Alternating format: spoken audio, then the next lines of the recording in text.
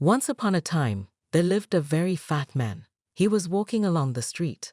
As he was about to take a right turn, his hand mistakenly hit a basket that was in the hand of a beautiful girl named Dahlia. The basket fell down, and some of the fruit rolled on the ground. He quickly apologized to her while picking up the fruit and putting it back in the basket. He told her that if she didn't mind, he would help her hold her basket until she reached where she was going. On their way, they began to gist. She told him that her uncle was very sick, so the fat man decided that he would go into their house to greet her uncle. As they entered her uncle's room, her uncle was surprised to see her with a guy. Her uncle said, "Young man, what is your name?" The fat man replied, "My name is Adwin." Then her uncle said, "Finally, my prayer has come true. My earnest prayer is to see the man who will marry my daughter. Adwin, please hold her hand forever." And that was his last word. The fat man began to sweat profusely. He asked Dahlia, "Your uncle said I should marry you. What do you think?" Dahlia said, "I would marry you, but promise me that you will not marry another woman." The fat man had never planned to marry, but he had no other option than to marry Dahlia because he couldn't disobey the deceased uncle. 7 days after they got married, Adwin went to the farm, where he saw a lady named Nosa. She was trying to harm herself. She had poured 1 gallon of petroleum on herself, ready with matches in her hand. Adwin shouted, "Please don't do this. Don't harm yourself." She told him that if he dared make another step towards her, she was going to light up the matchstick. Adwin was good with kind words. He wanted her to tell him why she wanted to commit self-harm. Nosa said, "My marriage was cancelled yesterday, and this was the 7th time that my marriage was cancelled. This world was unfair to me, so I had to kill myself and enjoy another life. The only reason I will not kill myself is when you agree to take my hand in marriage." Adwin didn't know what to do. He knew that the lady would definitely commit self-harm if he did not agree to marry her, but he had also promised Dahlia that he was not going to marry a second wife. Adwin agreed to marry Nosa. He said that he would do it in a way that his wife, Dahlia, would never know. Adwin didn't really know what to do, so he went straight to his friend, Aid. He told him all that had happened and asked for his advice on what to do. Aid told him that he should go ahead and marry the lady. Adwin asked him, "But do you think it is possible to keep the marriage a secret from Dahlia?" Aid laughed at him. "Well, I think you have a small brain. I want you to rent a house next to Dahlia's house so that both of your wives will be neighbors. You are going to tell each of your wives that, as life is becoming harder, you will have to put more effort into farming. So you will sleep 1 day at home and 1 day on the farm. So you will be swapping between your 2 wives each day. When you are in Dahlia's house, Nosa will think that you are on the farm, and likewise when you are in Nosa's house, Dahlia will think that you are on the farm. Don't worry about your farm. I have got you covered." Adwin thanked his friend very much for the wise advice, and Adwin did according to his friend's advice, and everything went smoothly. Adwin didn't want to lie to his wives, but he had no option but to lie for the happiness of each of them. Both Dahlia and Nosa were very happy. Adwin took good care of them, even though it wasn't his plan to marry them. One fateful day, Adwin was on his way to his friend's house to ask him about the status of his farm. Then 2 huge men came and stood in front of him. Before he could say a word, they poured powder on his face, and immediately he lost consciousness. When Adwin opened his eyes, he found himself in an unknown house, and there stood 7 men and 1 lady. One of the guys told him, "Young man, we don't have much to say. Noma is our sister. She is unlucky to find herself among 7 brothers. She is going to be your wife from today on. You must take good care of her, and you should never hurt her. We will put a spy on you from now on. If you make the slightest mistake, we are going to kill you." The 7 brothers were the latest gang of the village. Killing was nothing to them. It was even said that the 7 brothers were responsible for their parents' death. Adwin was at a loss for words, because those guys were the terrorists in the village. It was even said that they killed their own parents. Adwin held Noma's hand tightly as they headed straight to his friend's house. He explained everything to his friend. He asked his friend for a solution. His friend told him that rent another house close to Dahlia and Nosa's place, so the 3 wives would be neighbors. They discussed all this in front of Adwin's new wife, who couldn't understand the language they were speaking. His friend advised him, "Now that you have an additional wife, tell each of them you'll be sleeping 2 days on the farm and 1 at home due to the heavy workload."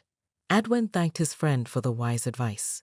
Adwin lied to his wives for the second time. Whenever he was with Dahlia, Nosa and Noma would think he was at the farm, and vice versa. That's how he kept rotating among his wives, ensuring their happiness. Adwin's friend kept taking good care of his farm. One day, on village market day, early in the morning around 6 a.m., Dahlia, Nosa, and Noma decided to go to the market to buy some foodstuff. As Dahlia came out of her house, her neighbor Nosa greeted her. She saw Nosa holding a basket. Dahlia asked her, "Are you also going to the market?" Nosa replied sarcastically, "No, I am going to a funeral." Dahlia burst into laughter.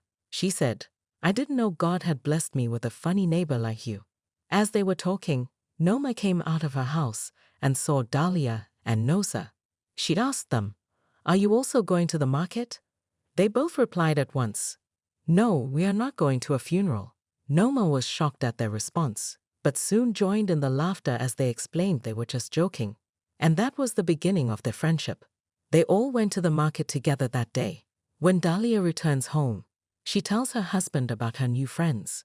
She told him that her new friends are living in the neighborhood, and it will be good if they visit the neighbors together. Adwin told his wife maybe another day, but not today. Adwin doesn't know what to do, as what he was keeping secret will soon be revealed. He was confused and didn't know what to do.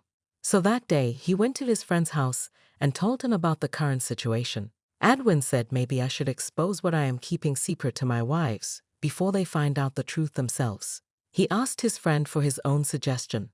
His friend smiles at him and tells him not to panic because there is a way out. He told him what to say to all his wives. Adwin thanked his friend and left. When Adwin reached home, he told Dahlia that if she loved him, she should not allow him to visit their neighbors because he was a very weak man. He can easily fall in love with other women. He added, "I am telling you this because I love you very much, and I don't want to fall in love with another woman apart from you. And if your friends are coming to visit you, I will go to my room." Dahlia said, "Thank God that you have told me about your weakness. I will never allow my friends to see you because I love you and I don't want to share you with any woman." The next day, he goes to Nosa's house. Nosa also tells him about her new friends. Adwin told Nosa that if she didn't want to lose him to her friends, she should never allow them to meet, and she promised him that by all means, she would not allow her friends to meet him. Adwin said the same thing to Noma, his third wife. For some months, that is how the 3 wives keep on hiding their husbands from each other, not knowing that they are sharing the same husband. One blessed day, Adwin went to the market to buy some fruits. He came across a beautiful girl who was selling fruit named Amaka. Amaka's greatest dream was to marry a fat man. When she met him, she said in her heart, "This is my dream coming true." She gave him all the fruit that he asked for, but did not charge him any amount. Adwin asked her, "Why won't you collect the money?" She replied, "Because I love you." Adwin was like, "Wow. Thank God for our mutual feelings," he told her.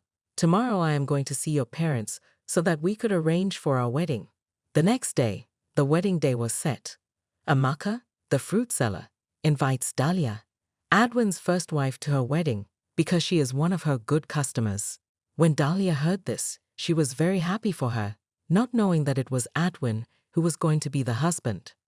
Dahlia also invited her friends, Nosa and Noma, to the wedding, and they all agreed to be at the wedding. Adwin found himself caught in a whirlwind of emotions and fear. He had managed to keep his multiple marriages secret, but now all his worlds were about to collide spectacularly. On the morning of the wedding, he sat alone, contemplating the chaos that was sure to ensue. Adwin's heart raced as he thought about facing all his wives at once, under one roof, at a wedding where he was the groom yet again. Meanwhile, Dahlia, Nosa, and Noma prepared excitedly for what they thought was just another village wedding. They chatted cheerfully, completely unaware of the storm that was brewing. As they dressed in their finest clothes, their laughter filled the air, a stark contrast to Adwin's growing dread. At the wedding venue, Guests began to gather, buzzing with anticipation. The decorations were beautiful, and the air was filled with the fragrance of fresh flowers. Adwin arrived looking unusually pale and nervous. He greeted some guests and then quickly hid in a back room, his stomach in knots. Amaka, radiant in her wedding dress, couldn't wait to introduce her future husband to everyone. She was blissfully unaware of the true identity of the man she was about to marry and his complicated personal life. As the ceremony time neared, she looked around for Adwin, her excitement barely containable. Dahlia, Nosa, and Noma arrived together, still laughing and joking. They took their seats, chatting amiably with other guests, completely oblivious to the fact that the groom was the man they each called husband. The air was thick with the scent of impending disaster. Just as the ceremony was about to start, Adwin's best friend, the only other person who knew the entire truth, leaned in and whispered urgently in Adwin's ear. He had spotted the three wives sitting together, and panic was evident in his eyes. Adwin's face drained of all color as he peeked out and saw them. Frozen with fear, Adwin watched as Amaka stepped forward to begin the procession. His heart pounded loudly, threatening to burst. The music started, and all eyes turned to the bride as she walked gracefully down the aisle. Adwin knew he had to make a decision fast. As Amaka reached the altar, she looked around for Adwin. Not seeing him immediately, her smile faltered slightly. The guests shifted uncomfortably, sensing something was amiss. At that moment, Adwin stepped out from his hiding place, his steps heavy with dread. He reached the altar, standing next to Amaka, who was confused but still smiling. Adwin turned to face the crowd, his eyes scanning for his three wives. As he made eye contact with Dahlia, Nosa, and Noma, their expressions changed from joy to confusion, and then to shock as realization dawned. The silence was palpable. Adwin swallowed hard and took a deep breath. He knew he couldn't hide any longer. He decided to come clean, to tell the truth about everything. But just as he opened his mouth to speak, a loud crash at the back of the room turned every head. The doors burst open, and in walked a woman in police uniform, her face stern. "Adwin," she called out firmly. Everyone in the room froze, and Adwin felt his heart stop. "I am here to arrest you on charges of bigamy," she announced loudly. The room erupted in gasps and murmurs as Adwin's secret life came crashing down around him. Amaka stared at him, betrayal written all over her face. Dahlia, Nosa, and Noma stood up, their faces a mix of anger and hurt. As the police officer approached him, handcuffs in hand, Adwin looked at his wives, his friend, and his bride-to-be. He had lost everything because of his lies. The handcuffs clicked around his wrists, a stark symbol of his fate. As he was led away, Adwin wondered how differently things might have turned out if only he had been honest from the start. Outside, the village buzzed with the news, and a mysterious figure watched from a distance. A slight smile played on their lips as they whispered to themselves, "Now, it's my turn to enter the game." The identity and intentions of this new player remained unknown, adding another layer of mystery and suspense to the tangled web of Adwin's life.